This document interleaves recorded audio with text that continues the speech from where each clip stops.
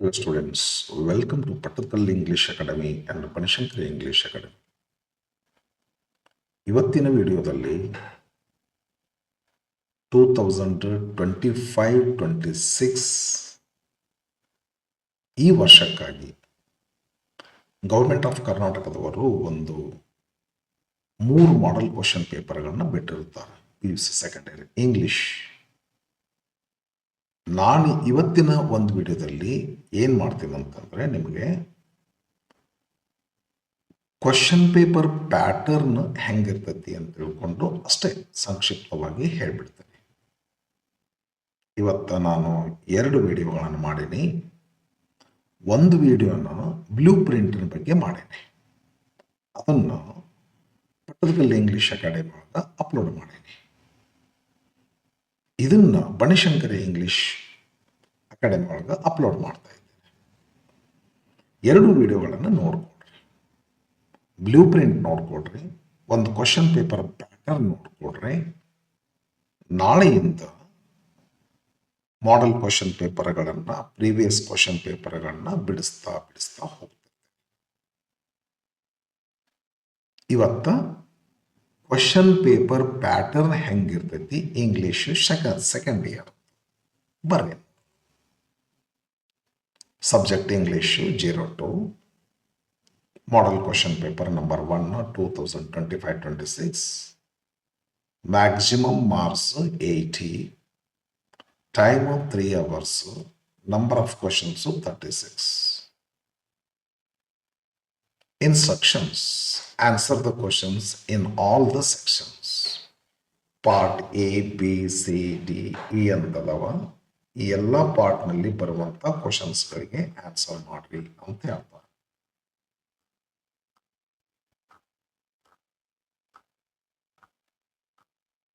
ಈ ಪಾರ್ಟ್ ತನಕ ಇದೆ ನೋಡ್ರಿ. ಎಲ್ಲ ಪಾರ್ಟ್ನಲ್ಲಿ ಬರುವಂಥ ಕ್ವಶನ್ಸ್ಗಳನ್ನ ಆನ್ಸರ್ ಮಾಡ್ರಿ ಅಂತ ಒಂದೇ ಇನ್ಸ್ಟ್ರಕ್ಷನ್ ಹೇಳ್ತೈತಿ. Second, follow the prescribed limit while answering the questions. ಒಂದು ಕ್ವಶನ್ಗೆ ಎಷ್ಟು ಬರಿಬೇಕು ಅಷ್ಟೇ ಬರೀರಿ. ಅನಾವಶ್ಯಕವಾಗಿ ಹೆಚ್ಚಿನದನ್ನು ಬರಿಬೇಡ್ರಿ. ಈಗ 60 ವರ್ಡ್ಸ್ನಾಗ ಬರಿಬೇಕಂತ ಐತಿ 3 ಮಾರ್ಕ್ಸ್ ಕ್ವಶನ್ಸ್. ನೀ 100 ವರ್ಡ್ಸು 200 ವರ್ಡ್ಸ್ನ ಬರ್ಕೊಂತ ಹೋಗ್ತಿ ಅಂತಂದ್ರೆ ಅದಕ್ಕೆ 60 ವರ್ಡ್ಸ್ ಬರ್ದಾಗ ಎಷ್ಟು ಮಾರ್ಕ್ಸ್ ಬರ್ತೈತಿ, 100 ವರ್ಡ್ಸ್ ಬರ್ದಾಗೂ ಅಷ್ಟೇ ಮಾರ್ಕ್ಸ್ ಬರ್ತೈತಿ. ಅದಕ್ಕೆ ಪ್ರಿಸ್ಕ್ರೈಬ್ ಲಿಮಿಟ್ ಏನೈತಿ, 2 phrases 2 ಸೆಂಟೆನ್ಸಸ್ನಾಗಿದ್ರೆ ಅಷ್ಟೇ ಬರೀರಿ. 60 ವರ್ಡ್ಸ್ನಾಗಿದ್ರೆ ಅಷ್ಟೇ ಬರ್ರಿ. 100 ವರ್ಡ್ಸ್ನಾಗಿರ್ತೈತಿ 4 ಮಾರ್ಕ್ ಕ್ವಶನ್ಸು ಅಷ್ಟೇ ಬರ್ರಿ. ವಿನಾಕಾರಣ 2 ಅಷ್ಟೇ ಅಂದ್ರೆ ಕರೆಕ್ಟ್ ಅದೇ ತೂಗಿ ಅಲ್ಲ, ಒಂದು 10 ಶಬ್ದ ಹೆಚ್ಚು ಕಡಿಮೆ ಅಷ್ಟೇ. 60 ಬರೀವಲ್ಲೇ 70 ವರ್ಡ್ಸ್ ತನಕ ಬರಿಬೋದು ನೀವು. 100 ಬರೋವಲ್ಲೇ 110 120 ತನಕ ಹೋಗ್ಬೋದ್ರಿ. ಕರೆಕ್ಟ್ ಆಗಿರ್ತಕ್ಕಂಥ ಲಿಮಿಟನ್ನು ಫಾಲೋ ಮಾಡ್ರಿ. ಗೊತ್ತೈತಿ ಅಂತ ತಿಳ್ಕೊಂಡು ಅನಾವಶ್ಯಕವಾಗಿ ಹೆಚ್ಚಿಗೆ ಬರೀಬೇಡ. Third, write the correct number of correct question number as it appears ಅಂತ ಕ್ವಶನ್ ಪೇಪರ್. ಕ್ವಶನ್ ಪೇಪರ್ನಾಗ ಕ್ವಶನ್ ನಂಬರ್ ಏನಿದೆ, 2 ಇದೆ, 3 ಇದೆ, 1 ಇದೆ, 4 ಇದೆ, ಇಲ್ಲೇನಿದೆ 17 ಇದೆ. ಕರೆಕ್ಟಾಗಿ ಈ ಕ್ವಶನ್ ನಂಬರ್ನ ಮೆನ್ಷನ್ ಮಾಡು ಅಂತ ಮೀನಿಂಗ್. ಅದು ಇದು right the correct question number as it appears on the question paper. Number 4, for multiple choice questions MCQs, choose the correct answer and rewrite it. MCQs ಉದಾಹರಣೆ ಇದು. ರೈಟ್ ಆನ್ಸರ್ ಯಾವುದು ಇದು ಆಗತ್ತಂತ ಅನ್ಕೊಳ್ಳಿ. ಇದನ್ನು ಚೂಸ್ ಮಾಡಿ ಆನ್ಸರ್ನ ನಂಬರ್ 2 ಅಂತ ಬರೆದು ಬರೀ ಅಲ್ಫಾಬೆಟ್ ಬರಿಬೇಡ. A ಅಂತ ಅಷ್ಟ ಬರಿಬೇಡ, ಅಥವಾ C ಅಂತ ಅಷ್ಟ ಬರಿಬೇಡ. A ಅಂತ ಬರೆದು ಲೈಫ್ ಇಂಪ್ರೆಸನ್ಮೆಂಟ್ ಹಿಂಗತೆ ಬರಿ. ಅಲ್ಫಾಬೆಟ್ ಬರಿ, ಏನು ಮ್ಯಾಟ್ರ್ ಐತಿ ಅದನ್ನು ಬರಿ ಅಂತ ಮೀನಿಂಗ್. ಎಷ್ಟನೇದಿದು multiple choice questions. 4th unit, 4th suggestion. ಇನ್ನು 5th suggestion, for part A questions, only the first written answers will be considered for evaluation. Part for part A questions ಏನಂದ್ರೆ ಇದೆ ಕ್ವಶನ್ಸ್ ಏನು ಹೇಳ್ತಾರ, only the first return answers ಅಂದ್ರೆ ಏನು. ಈಗ Juliet does not describe the night as garish, loving, gentle, black road night. ಈ ನಾಲ್ಕುಗಳಲ್ಲಿ ನಿನಗೆ ಇದು ಆಗ್ತೈತೋ ಡೌಟ್ ಐತಿ. ಒಂದ್ ಕಡೆ ಇದನ್ನು ಬರೀತಾರೆ, ಒಂದೆರಡು ಪೇಜ್ ಬಿಟ್ಟು ಮತ್ತೆ ಒಂದ್ಸಲ ಮತ್ತೆ ಆನ್ಸರ್ ನಂಬರ್ 1 ಅಂತ ಬರೋದು, ಈ ಸಾರಿ ಇದನ್ನು ಬರೆಯೋದು ಹುಡುಗರು ಮಾಡ್ತಿರ್ತಾರೆ. ಹುಡುಗರು ಏನೋ ಗೊತ್ತಾಗೋದು ಇದನ್ನೋ ಒಂದ್ ಕಡೆ ಇದನ್ನ ಬರೀನೋ ಒಂದ್ ಕಡೆ ಬರೋದು, ಇದು ಸರಿ ಇದ್ರೆ ಇದು ಕೊಟ್ಟಿರ್ತಾರೆ, ಇದಕ್ಕೆ ಸರಿ ಇದ್ರೆ ಇದನ್ನು ಕೊಟ್ಟಿರ್ತಾರೆ ಅಂತ ನಾವು ವಿಚಾರ ಮಾಡ್ತೀವಿ ಹುಡುಗರು, ಅಂಡ್ ಎಕ್ಸಾಮ್ ಬರೆಯೋ ಹುಡುಗರು.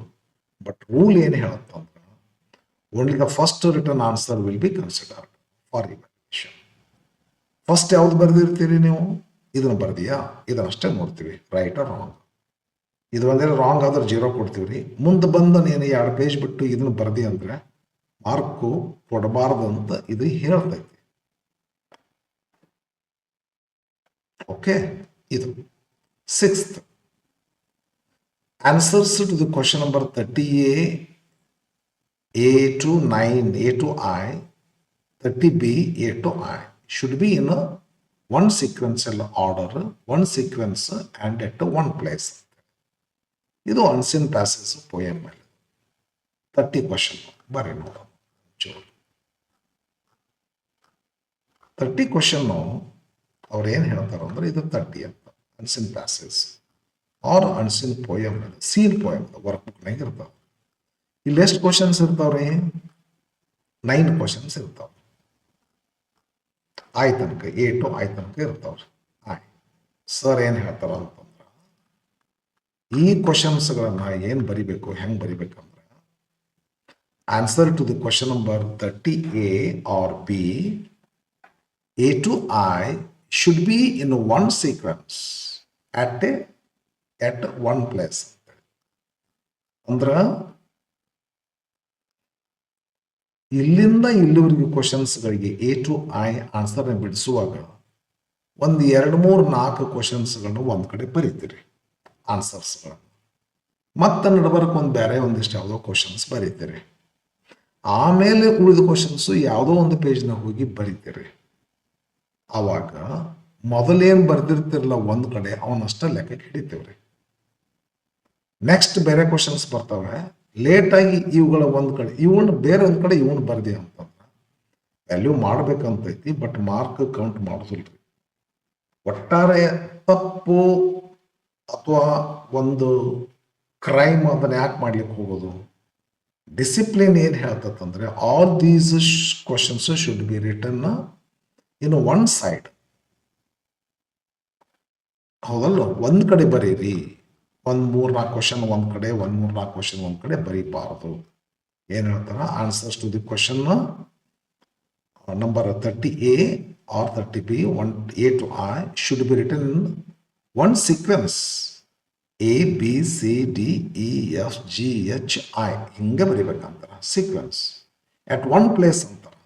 ಇಲ್ಲಿ ನೀವು ಒಂದು ಕ್ವಶನ್ ಬರದೆ ಅಂತ 9 ಕ್ವಶನ್ ಅದ್ರ ಕೆಳಗೆ ಬರ್ಕೊಂತ ಹೋಗ್ಬೇಕು.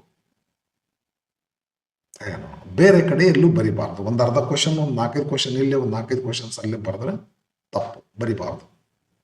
7th for question number 30, 31, 32, 36 internal choices are there. Hence answer either A or B. ಎರಡೂ ಮಾಡಿಸ್ಬೇಡ್ರಿ. ಏದನ್ನು ಆನ್ಸರ್ ಕ್ವಶನ್ಗೆ ಆನ್ಸರ್ ಬಿಡಿಸ್ರಿ ಒಂದು, ಇಲ್ಲ B ದನ್ನು ಕ್ವಶನ್ಗೆ ಆನ್ಸರ್ ಬಿಡಿಸ್ರಿ ಒಂದು. ಎರಡು ಬಿಡಿಸ್ಕೊಂತ ಕೂಡ್ಬೇಡ್ರಿ. 30 ಅಂದ್ರೆ ಇದು 30 ಅಂತಂದ್ರೆ ಪ್ಯಾಸೇಜ್ ಕೊಟ್ಟಿರ್ತಾರ, ಪೋಯಮ್ ಕೊಟ್ಟಿರ್ತಾರ. ಪ್ಯಾಸೇಜ್ ಮಾತ್ರ ಮಾಡು, ಇಲ್ಲ ಪೋಯಮ್ ಮಾತ್ರ ಮಾಡಿರಲಿ, ಒಂದು. ಕ್ವಶನ್ ನಂಬರ್ 31 ಏನೈತಿ ಅಂತಂದ್ರ 31 ಏನಿದಾವೆ 31 ಇಲ್ಲ ಐತಿ ನೋಡ್ರಿ. ಆರ್ಟಿಕಲ್ ತಿಂದ ತುಂಬೋದದ್ರಿ, ಸೀಕ್ವೆನ್ಸಲ್ ಆರ್ಡರ್ನ ಬರೀದೈತ್ರಿ, ಸಬ್ಜೆಕ್ಟ್ ವರ್ಬ್ ಅಗ್ರಿಮೆಂಟ್ ಅದ ರೀ, ಟೆನ್ಸ್ ಫಾರ್ಮ್ 4. ಇದಕ್ಕೆ ಕಂಜಂಕ್ಷನ್ ಇಂದ ತುಂಬೋದು ಒಂದು ಕ್ವಶನ್. ಈ 4 ಕೂಡಿಸಿ 1 ಸೆಟ್. ಇದು ಕಂಜಂಕ್ಷನ್ದು 1 ಸೆಟ್. ನೋಡ್ಕೋರಿ, ನಿಮಗೆ ಬಿಡಿಸೋದ್ರೆ ಇದನ್ನು ಬಿಡಿಸ್ರಿ, ಇಲ್ಲ ಬಿಡಿಸೋದ್ರೆ ಇದನ್ನು ಬಿಡಿಸ್ರಿ. ಎರಡು ಬಿಡಿಸ್ಬೇಡ. ಅಥವಾ ಒಂದು 2-3 ಇವು, 1-2-3 ಇವು ಅಂದ್ರೆ ಲೆಕ್ಕ ಹಿಡಿಯೋದಿಲ್ಲ. ಇಲ್ಲೊಂದು 2 ಇವು, 1-2 ಇವು ಲೆಕ್ಕ ಹಿಡಿಯೋದಿಲ್ಲ. Either A or B, not both. Okay, ಹಿಂಗತೆ ಬರಿಬೇಕಂತ ಅದರ ಇನ್ಸ್ಟ್ರಕ್ಷನ್ ಅದು ಅಂತ ಅನ್ಕೋತೀನಿ ಬಹುತೇಕ. ರೈಟ್, ನೋಡ್ಬಿಡೋಣ. ಎಸ್, ಕರೆಕ್ಟ್, ಮುಗಿತು ನೋಡ್ರಿ. ಇವಾಗ ಬರ್ರಿ ಫ್ರೆಂಡ್ಸ್, ಕ್ವಶನ್ ಸಜೆಷನ್ಸ್ ಎಲ್ಲ ಹಿಂಗಿರ್ತಾವ್ರಿ, ಇದನ್ನು ಪಾಲಿಸ್ಬೇಕು. ಪಾರ್ಟ್ ಎದೊಳಗೆ ಏನೇನು ಬರ್ತಾವ ನೋಡ್ರಿ. ಮೇನ್ ಕ್ವಶನ್ ನಂಬರ್ 1 ಅದ. Answer the following questions by choosing the right option. 10 questions ಕೊಟ್ಟಿರ್ತಾರೆ. ಆ ವಿಡಿಯೋದಲ್ಲಿ ಮಾಡಿ ನೋಡ್ರಿ. ಯಾವ ಕ್ವಶನ್ ಮೇಲೆ, ಯಾವ ಲೆಸನ್ ಮೇಲೆ, ಯಾವ ಪೋಯಮ್ ಮೇಲೆ 1 ಮಾರ್ಕ್ ಕ್ವಶನ್ಸ್ ತೆಗಿಬೇಕಂತ ಹೇಳ್ಕೊಂಡು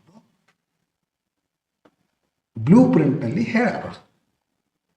ಪಟೋಕಲ್ ಇಂಗ್ಲಿಷ್ ಅಕಾಡೆಮಿ ಒಳಗೆ ಹಾಕಿ ನೋಡ್ರಿ, ಬ್ಲೂ ಪ್ರಿಂಟ್ ಹಾಕಿರಿ. ಆ ಪ್ರಕಾರ ಕ್ವಶನ್ ಅನ್ನ ತೆಗೆದಿರ್ತಾರ. ನೀವು ಅದೇ ಯಾವ ಪೋಯಮ್ ಮೇಲೆ, ಲೆಸನ್ ಮೇಲೆ 1 ಮಾರ್ಕಿನ ಬರ್ತಾವಂತ ಬ್ಲೂ ಪ್ರಿಂಟ್ನಾಗ ಹೇಳಾರ ನೋಡ್ರಿ. ಆ ಪ್ರಕಾರ ಸ್ಟಡಿ ಮಾಡ್ರಿ. ಅದ ಫಸ್ಟ್ ಕ್ವಶನ್ ಏನದಲ್ಲ, ಯಾವುದೋ ಒಂದು 10 ಲೆಸನ್ ಮೇಲೆ, ಪೋಯಮ್ಮು ಲೆಸನ್ನು ಕೂಡಿಸ್ಕೊಂಡು 1 ಮಾರ್ಕಿನ ಕ್ವಶನ್ ತೆಗಿಬೇಕಂತ ತಿಳ್ಕೊಂಡು ಬ್ಲೂ ಪ್ರಿಂಟ್ನಾಗ ಹೇಳೋಣ. ಅಲ್ಲಿಂದ ಕ್ವಶನ್ ತೆಗೆದಿರ್ತಾರ. 10 ಕ್ವಶನ್ಸ್ಗಳನ್ನ ಕೊಟ್ಟಿರ್ತಾರ. ಒಂದು ಕ್ವಶನ್ಗೆ ಒಂದು ಆನ್ಸರ್ ಬರೆದ್ರೆ 1 ಮಾರ್ಕ್. ಆನ್ಸರ್ ಹೆಂಗೆ ಬರ್ತೀವಿ ನೋಡ್ರಿ. ಆನ್ಸರ್ ನಂಬರ್ 1 ಅನ್ನು ಇದಕ್ಕೇನು ಆನ್ಸರ್ ಆಗ್ತೈತಿ, ಇದಾಗ್ತೈತಿ, ಇದಾಗ್ತೈತಿ, ಇದು ಆಗ್ತೈತಿ. ಯಾವ್ದಾಗ್ತೈತಿ ಅದನ್ನ ಅಲ್ಫಾಬೆಟ್ಸ್ ಐತಿ ಬರ್ರಿ. ಉದಾಹರಣೆ, ಇದು Juliet does not describe the night. Night ಅನ್ನು ಡಿಸ್ಕ್ರೈಬ್ ಮಾಡಕ್ಕೆ ಲವಿಂಗ್, ಜೆಂಟಲ್, ಬ್ಲ್ಯಾಕ್ ರೋಡ್ ಅಂತಾಳೆ. ಗ್ಯಾರಿಶ್ ಅನ್ನೋದಿಲ್ಲ, ಗ್ಯಾರಿಶ್ ಅಂತ ಯೂಸ್ ಮಾಡೋದು ಸನ್ ಡಿಸ್ಕ್ರೈಬ್ ಮಾಡಲಿಕ್ಕೆ. ಆದ್ದರಿಂದ ಡಸ್ ನಾಟ್ ಯೂಸ್ ಅಂತ ಕೇಳಿದ್ರೆ ಇದಾಗ್ತೈತಿ. ಆನ್ಸರ್ ನಂಬರ್ 1 ಅನ್ರಿ, ಎ ಅನ್ರಿ, ಗ್ಯಾರಿಶ್ ಅನ್ರಿ. ಫಿನಿಶ್. ಈ ರೀತಿ ಬರೀಬೇಕು. ಓಕೆ, ಹಿಂಗ ಕ್ವಶನ್ 1, 2, 3 ಎಲ್ಲ ಇದೇ ಥರ ಐತಿ, 4 ಇದೇ ಥರ ಐತಿ, 5 ಬೇರೆ ಥರ ಐತಿ. ಬೇರೆ ಥರ ಇಲ್ಲ, ಅದು ಅದೇ ಥರನ ಐತಿ. ರೈಟ್, ಉದ್ದ ಕಾಣಿಸ್ತವೆ ಸೆಂಟೆನ್ಸ್. ಎಸ್, 6 ಬೇರೆ ಥರ ಐತಿ. ಸರಿಯಾಗಿ ನೋಡ್ಕೋಬೇಕು. ಎಲ್ಲವೂ 1ರಿಂದ 5 ಒಂಥರ ಅದಾವ. 6ನೇ ಕ್ವಶನ್ ಒಂಥರ ಐತಿ. 7ನೇ ಕ್ವಶನ್ ಮತ್ತೊಂಥರ ಬೇರೆನೇ ಐತಿ. ಹುಷಾರಿದು. ನಾಳೆ ಕ್ವಶನ್ ಪೇಪರ್ ಬಿಡಿಸ್ತಾರಲ್ಲ ಅವಾಗ ಹೇಳ್ತಾರ. ಕ್ವಶನ್ ಪೇಪರ್ ಬಿಡಿಸುವಾಗ ಹೇಳ್ತಾರ. 7ನೇ ಕ್ವಶನ್ ಬೇರೆ ಅದು. ಒಟ್ಟು 3 ಥರ ಆಯ್ತು. ಈಗೆಲ್ಲ ಹಿಂದಿದ್ದು ಒಂಥರ, 6ನೇದ್ದು ಒಂಥರ, 7ನೇದ್ದು ಒಂಥರ, 3 ಥರ ಆಯ್ತು. 4ನೇದ್ದು ಒಂಥರ ಬೇರೆನೇ ಐತ್ರಿ. ಬೇರೆ ಅಲ್ಲ, ಇದು ಬೇರೆ ಏನಲ್ಲ, ಒಂಥರನ. 1ನೇ ಥರ ಐತಲ್ಲ ಅದೇ ಥರನ ಐತಿ. ಇಲ್ಲಿ ಐತೆ ನೋಡಿ ಬೇರೆ ಇರುವಂಥದ್ದು. ಇದೂ ಅಲ್ಲ, ಇದೂ ಅಲ್ಲ. ಬಟ್ ಈ ಥರ ಕೊಟ್ಟಿಲ್ಲಲ್ರಿ ಈ ಸಲ.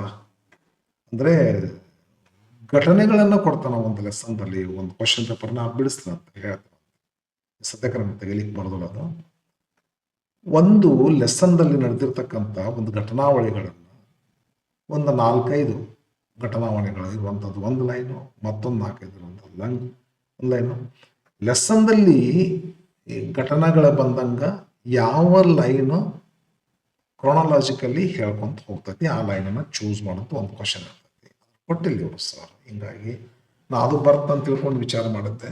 ಎಸ್, ಬರಲಿಲ್ಲ. ಇಲ್ಲೊಂದೇನೋ ಬೇರೆ ಥರ ಮಾಡೋದು, ಆಡ್ ಪೇರ್ ಐತಿ, ಯೂಸ್ ಮಾಡೋದು ಯಾವುದು ಅಂತ ಹೇಳುವಂತ. ಓಕೆ, ಹಿಂಗೆಲ್ಲ ಕ್ವಶನ್ಸ್ ಇರ್ತವೆ. ಜಸ್ಟ್ ಒಂದು ಮಲ್ಟಿಪಲ್ ಚಾಯ್ಸ್ ಇರ್ತಾವ್ರಿ, ರೈಟ್ ಆನ್ಸರ್ ಚೂಸ್ ಮಾಡಿ ಬರೆದಿರ್ತವೆ. ಇನ್ನೊಂದು ಏನಂದ್ರೆ ಹಿಂಗತೆ, A only A right, only B right, both are wrong, both are right, ಹಿಂಗತೆ ಕೊಟ್ಟರೆ ಏನು ಸುಮ್ಮನೆ. ಒಂದು ಇಲ್ಲಿಗೆ ಇದು ರಿಲೇಷನ್ ಕೊಡ್ತಾವೆ. ರಿಲೇಷನ್ ಅನಾಲಜಿ ಇದಕ್ಕೆ ಕೊಡ್ತಾರ. ಇದೊಂಥರದ ಕ್ವಶನ್ ಬೇರೆ. ಮತ್ತು ಇಲ್ಲೊಂದೇನೋ ಕೊಡ್ತಾರೆ ನೋಡ್ರಿ, ಇದು ಒಂಥರ ಬೇರೆ ಇದ್ದಂಗೆ ಐತೆ ಕ್ವಶನ್. ಅದೇ ಥರ ಐತೆ, ಏನು ಸಮಸ್ಯೆ ಇಲ್ಲ. ಓಕೆ, ಒಂದು ಲೆಸನ್ದ ಬಂದ ಪ್ರಕಾರ ಸೀಕ್ವೆನ್ಸ್ ಆರ್ಡರ್ ಕೊಟ್ಟಿರ್ತಾರ. 4 ಕೊಟ್ಟಿರ್ತಾರೆ, ಒಂದು ರೈಟ್ ಇರ್ತೈತಿ, 3 ರಾಂಗ್ ಇರ್ತೈತಿ. ರೈಟ್ ಚೂಸ್ ಮಾಡಬೇಕಾಗ್ತೈತಿ. ಸೆಕೆಂಡ್ ಥರ್ಡ್ ಕ್ವಶನ್ ಪೇಪರ್ ಅಲ್ಲಿ ಬರ್ತಾವ, ಅದು ಬಂದಾಗ ಹೇಳ್ತಾವ. ಈ ಕ್ವಶನ್ ಪೇಪರ್ಗಳನ್ನ ನಾಳೆಗೆ ಆನ್ಸರ್ ಮಾಡಿ, ನಾಳೆಯಿಂದ ಬರೀ ಕ್ವಶನ್ ಪೇಪರ್ಗೆ ಆನ್ಸರ್. ಓಕೆ, 10 ಕ್ವಶನ್ಸ್ ಆದವು. 11th ಕ್ವಶನ್ ಏನಿರುತ್ತೆ ಅಂದ್ರೆ fill in the blanks with text book ಮೇಲೆ ಲೆಸನ್ ಮೇಲೆ ಇರ್ತಾವ್ರಿ, ಲೆಸನ್ ಪೋಯಮ್ ಮೇಲೆ. 11th ಕ್ವಶನ್ ಏನಿರ್ತೈತಿ, fill in the blanks with the passive form of the verb given in the brackets. Passive form ತುಂಬೋದು. ನಾ ಹೇಳ್ತೇನೆ ನಾಳೆಗೆ ಏನು, ಇಲ್ಲೇ ಯಾಮಿಜಾರ್ ಇಲ್ಲ ವಾಸ್ಬೇರ್ ತುಂಬೋದು, ಬ್ರಾಕೆಟ್ನಾಗ ಇರ್ತಕ್ಕಂಥ ವರ್ಬಿನ ಪಾಸ್ಟ್ ಪಾರ್ಟಿಸಿಪಲ್ ತುಂಬೋದು. 2 ಶಬ್ದ ತುಂಬಬೇಕು ನೀ ಇಲ್ಲೇ. 1 ಮಾರ್ಕ್. ಇಂಥವು 3 ಬ್ಲ್ಯಾಂಕ್ ಇರ್ತವ, ನನಗೆ 3 ಮಾರ್ಕ್ಸ್ ಕ್ವಶನ್ ಅದು. 11th. 12th ಕ್ವಶನ್ ಏನಿರ್ತದಂದ್ರೆ fill in the blanks by choosing the appropriate expressions given in the brackets. ಅಂದ್ರೆ 3 ಎಕ್ಸ್ಪ್ರೆಷನ್ಸ್ಗಳನ್ನು ಕೊಟ್ಟಿರ್ತಾರೆ, ಇಡಿಯಮ್ಸ್ ಫ್ರೇಸಸ್ ಇರ್ತಾವೆ. ಲೆಸನ್ದಲ್ಲೇ ಇರ್ಬೋದು, ಇಲ್ಲ ನಾನ್ ಟೆಕ್ಸ್ಟ್ ಬುಕ್ನಾಗ ಇರ್ತಕ್ಕಂಥದ್ದೊಂದು 3 ಲೈನ್ ಒಂದು ಪ್ಯಾರಾಗ್ರಾಫ್ ಕೊಟ್ಟಿರ್ತಾರೆ. ಇದನ್ನ ಅರ್ಥ ಮಾಡಿಕೊಂಡು ಇದ್ರಾಗ ಯಾವ್ದಾರ ಒಂದನ್ನು ತುಂಬಿದಾಗ ಅದು ಸೆಂಟೆನ್ಸ್ ಮೀನಿಂಗ್ಫುಲ್ ಆಗ್ತೈತಿ. ಯಾವ್ದು ತುಂಬಬೇಕನ್ನು ತಿಳ್ಕೊಂಡು ಈ ಎಕ್ಸ್ಪ್ರೆಷನ್ಸ್ಗಳ ಮೀನಿಂಗ್ ನಿಮಗೆ ಗೊತ್ತಿರಬೇಕು, ಈ ಪ್ಯಾರಾಗ್ರಾಫ್ ಕೊಟ್ಟದ್ದು ಅರ್ಥ ಆಗ್ಬೇಕು. ಅಂದ್ರೆ ಇಲ್ಲಿ ತಂದು ಯಾವ್ದು ತುಂಬಬೇಕು ತುಂಬ್ತೀರಿ. 1 ಸರಿಯಾಗಿ ತುಂಬಿದ್ರೆ 1 ಮಾರ್ಕ್ ಅಂತವು. 2 ಇರ್ತವೆ, 2 ಬ್ಲ್ಯಾಂಕ್ ಇರ್ತವೆ, ಎಕ್ಸ್ಪ್ರೆಷನ್ 1 ಎಕ್ಸ್ಟ್ರಾ ಕೊಟ್ಟಿರ್ತಾರೆ. 2 ಸರಿಯಾದನ್ನು ತುಂಬಿ 1ನ್ನ ಕೈ. ಆನ್ಸರ್ ಹೆಂಗೆ ಬರಿಬೇಕಂತ ಹೇಳ್ತೇನಂತ. ಆನ್ಸರ್ ಇದನ್ನು ಬರಿಬಾರ್ದು. 13th ಕ್ವಶನ್ ಏನದ ಅಂತಂದ್ರೆ read the following paragraph and match the pronouns inside A with their noun or noun phrases inside B they refer to. ಒಂದು ಪ್ಯಾರಾಗ್ರಾಫ್ ಇರ್ತೈತಿ, ಇದ್ರೊಳಗೆ ಸ್ಕೋಪ್ ಜೆ ಅಂತ ಒಬ್ಬರು ಅದಾರ, ಮುಂದೆ ವಿಚ್ ಅಂತದ.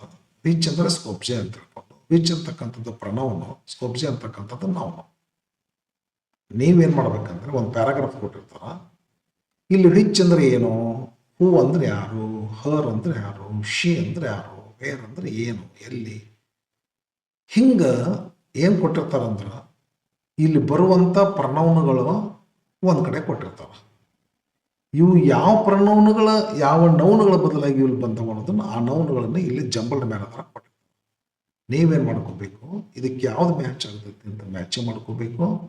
5 ಇರ್ತಾವ, 1 ಮ್ಯಾಚಿಂಗ್ ಸರಿ ಮಾಡಿದ್ರೆ 1 ಮಾರ್ಕ್ ಬರ್ತೈತಿ. 5 ಇರ್ತಾವ್ರೆ, 5 ಮಾಡಿದ್ರೆ 5 ಮಾರ್ಕ್ಸ್ ಬರ್ತವೆ. ಬಟ್ ಬಿ ಲಿಸ್ಟ್ ಒಳಗೆ ನೌನುಗಳು ಏನದವಲ್ಲ, 1 ಎಕ್ಸ್ಟ್ರಾ ನೌನ್ ಇರ್ತೈತಿ, ಎಕ್ಸ್ಟ್ರಾ ಇರುವಂತದನ್ನ ಬಿಟ್ಟು ಬಿಡೋದಿರ್ತೈತಿ. ನೆಕ್ಸ್ಟ್ ಪಾರ್ಟ್ ಬಿ ಬರ್ತೀವಿ.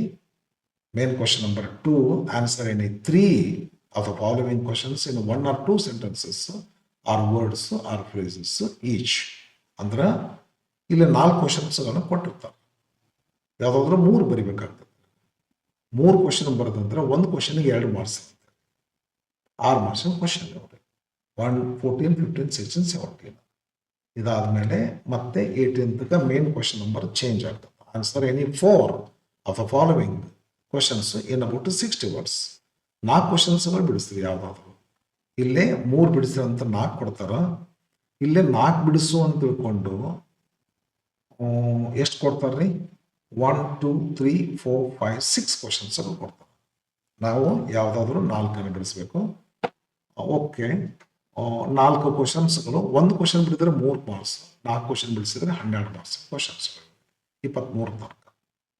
ಆಮೇಲೆ ಮೇನ್ ಕ್ವಶನ್ ಬರ್ತೈತಿ, answer any 3 of the following questions in about 100 words. ಅಂದ್ರೆ ಎಷ್ಟು ಕೊಟ್ಟಿರ್ತಾರಲ್ಲಿ, 1, 2, 3, 4, 5, 6, 3 + 3 6 ಕ್ವಶನ್ಸ್ಗಳನ್ನು ಕೊಟ್ಟಿರ್ತಾರ.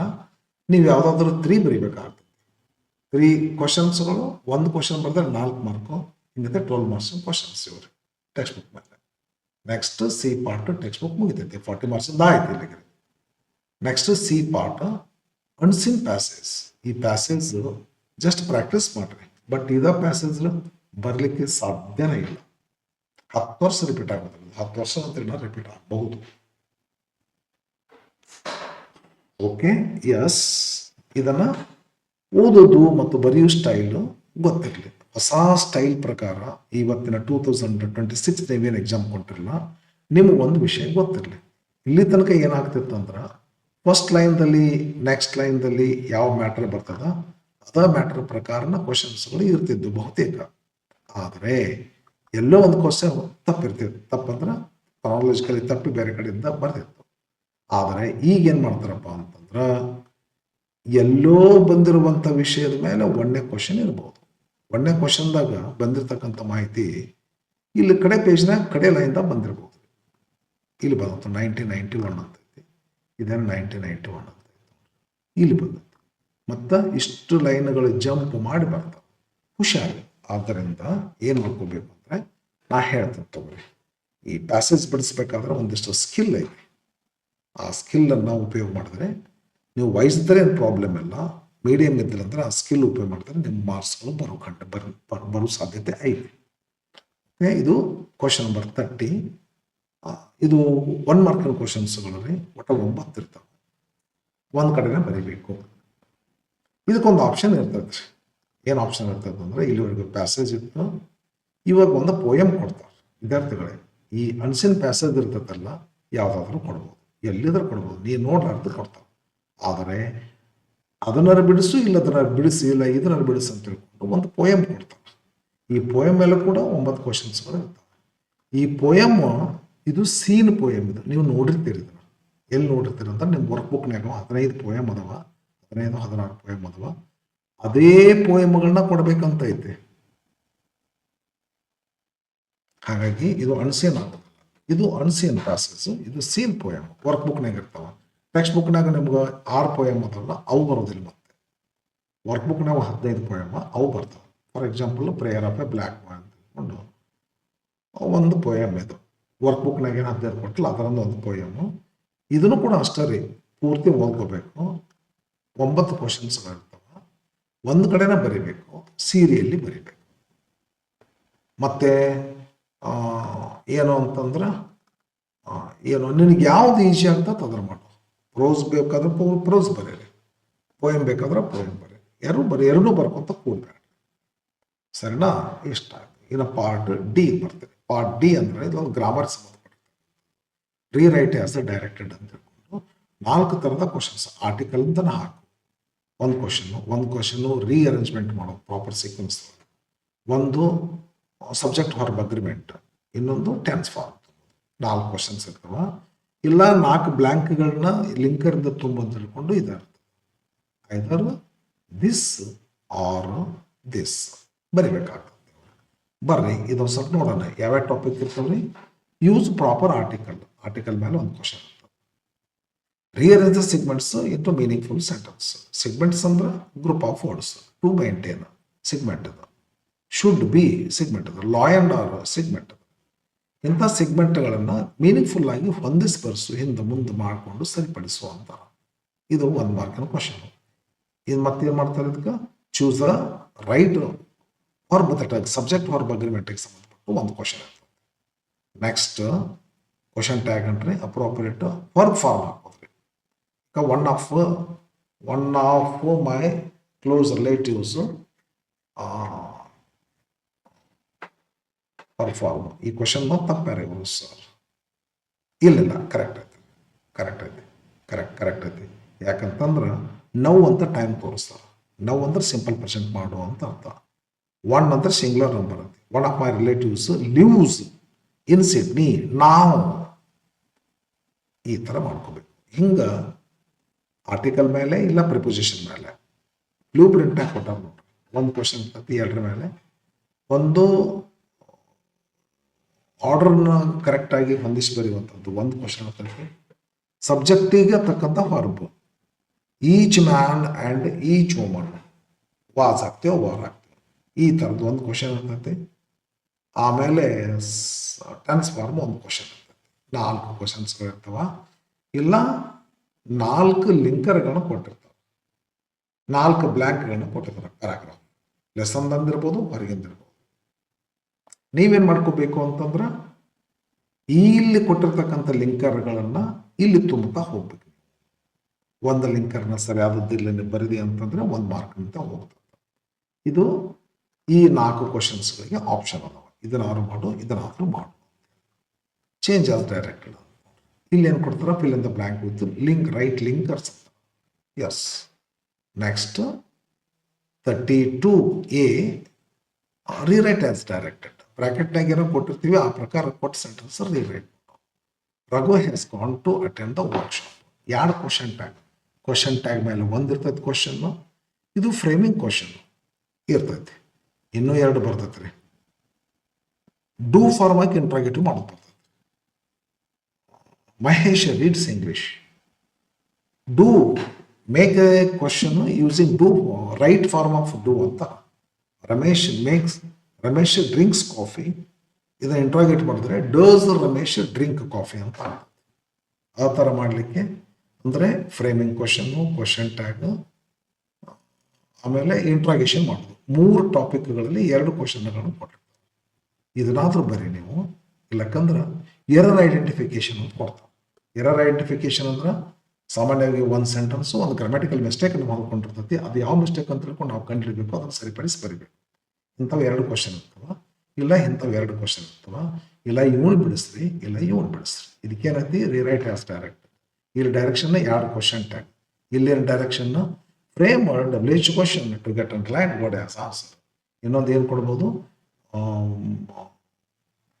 Make a question using right form of do on this sentence ಅಂತ ಕೊಡ್ತಾರೆ. ಹಿಂಗೆ 3 ಕ್ವಶನ್ಸ್ಗಳಲ್ಲಿ ಯಾವುದಾದ್ರು 2 ಕೊಡ್ತಾರೆ. ಇಲ್ಲಕ್ಕಂದ್ರೆ 2 ಸೆಂಟೆನ್ಸ್ ಕೊಟ್ಟಿರ್ತಾರೆ. ಪ್ರತಿಯೊಂದು sentence, every sentence of these two, ಈ sentence of these two has got a mistake and students have to find it out and they have to read it correctly. ಹಿಂಗೆ ಇದನ್ನಾರ ಮಾಡ್ರಿ ನೀವು, ಇದನ್ನಾರ ಮಾಡು. ಇದರಾಗೊಂದು ಮಾಡಬೇಡ. ಪಾರ್ಟ್ ಆಫ್ ಇದು 32nd ಕ್ವಶನ್. ಇನ್ನು 33rd question ಏನಿರುತ್ತಲ್ಲ, read the following passage and make notes by filling the blanks given below. ಏನು ಒಂದು ಪ್ಯಾಸೇಜ್ ಕೊಟ್ಟಿರ್ತಾರಲ್ಲ, ಈ ಪ್ಯಾಸೇಜ್ ಸಂಬಂಧಪಟ್ಟಿರ್ತಕ್ಕಂಥದ್ದು ಅದು ವಿಷಯವನ್ನ ಕ್ಲೂ ಮುಖಾಂತರ ಬ್ಲ್ಯಾಂಕ್ ಅನ್ನ ಬಾಕ್ಸ್ನ ಕೊಟ್ಟಿರ್ತಾರೆ. ಈ ಪ್ಯಾಸೇಜ್ ಅನ್ನ ಸರಿಯಾಗಿ ಓದಬೇಕು. ಇನ್ಕಂಪ್ಲೀಟ್ ಒಂದಿಷ್ಟು ಮಾಹಿತಿಯಲ್ಲಿ ಕೊಟ್ಟಿರ್ತಾರೆ. ಇದು ಏನು ಮಾಡ್ತಂದ್ರೆ ಈ ಬಾಕ್ಸ್ನಾಗ ಏನು ತುಂಬ ಅಂತ ತಿಳ್ಕೊಂಡು ಕ್ಲೂ ಕೊಡ್ತಿರ್ತದೆ. ಕ್ಲೂ ನಾವು ಇದು ನೋಡಿದ್ರೆ ಗೊತ್ತ, ನಾ ಬಿಡಿಸುವಾಗಿ ಹೇಳ್ತಾರೆ ಅಂತ. ಹಿಂಗತೆ ನೀವು ಏನು ಮಾಡ್ಕೋಬೇಕಾಗ್ತಂತಂದ್ರೆ, ಇದು ಏನು ಮಾಡಿದ್ರೆ ಇವರು 4 ಬಾಕ್ಸ್ ಕೊಟ್ಟಿರ್ತಾರೆ. 1 2 3 4 ಭಾಳ ಅದಾವ ಅಂದರೆ ಎಕ್ಸ್ಟ್ರಾ ಕೊಡ್ಬೋದು ಅವರು. ಬಟ್ ನಮಗೆ 4 ಕೊಟ್ಟಿರ್ತಾರೆ. ಒಂದು ಬ್ಲ್ಯಾಂಕನ್ನು ಸರಿಯಾಗಿ ತುಂಬಿದ್ರೆ ನಮಗೆ ಹಾಫ್ ಮಾರ್ಕ್. ಕರೆಕ್ಟಾಗಿ ಇದನ್ನು ಓದಬೇಕು, ಕರೆಕ್ಟಾಗಿ ಇಲ್ಲಿ ಕೊಟ್ಟದ್ದು ಅರ್ಥ ಮಾಡ್ಕೋಬೇಕು. ಎಸ್ ಬಾಕ್ಸ್ನಾಗ ಏನು ತುಂಬಬೇಕಂತ ತಿಳ್ಕೊಂಡು ನಿಮ್ಗೆ ಗೊತ್ತಾಗ್ತದೆ. ವಿಡಿಯೋ ಮಾಡುವಾಗ ಕ್ವಶನ್ ಬಿಡಿಸುವಾಗ ಅದನ್ನು ಹೆಂಗೆ ಬಿಡಿಸ್ಬೇಕಂತ ಹೇಳ್ತೇನೆ. ಇದು 33rd ಕ್ವಶನ್. ಇದು 33rd ಅಂದರೆ note making or flow chart. 34th question reported speech, ಗಂಡ subject. Reported speech 5 marks question. Report the following conversation. Text book ನಂದಿರ್ಬೋದು, ಇಲ್ಲ ಹೊರಗಿಂದ. ಇಲ್ಲಿವರೆಗೂ ಟೆಕ್ಸ್ಟ್ ಬುಕ್ ಒಂದಿತ್ತು, ಇವಾಗ ಹೊರಗಿಂದ ತಗೋಬೇಕು ಅಂತ ತಗೋಬೋದು ಅಂತ ಬಂದದ್ರಿ. 35th question complete the following dialogue. ಒಂದು ಇನ್ಕಂಪ್ಲೀಟ್ ಡೈಲಾಗ್ ಅನ್ನು ಕೊಟ್ಟಿರ್ತಾರೆ. ಕ್ಯಾರೆಕ್ಟರ್ಸ್ ನೋಡಬೇಕು, ಅವ್ರು ಹೆಂಗೆ ಮಾತಾಡ್ತಾರೆ ಅನ್ನೋದು ನಾವು ಮಾತಾಡಿ ತೋರಿಸ್ಬೇಕು.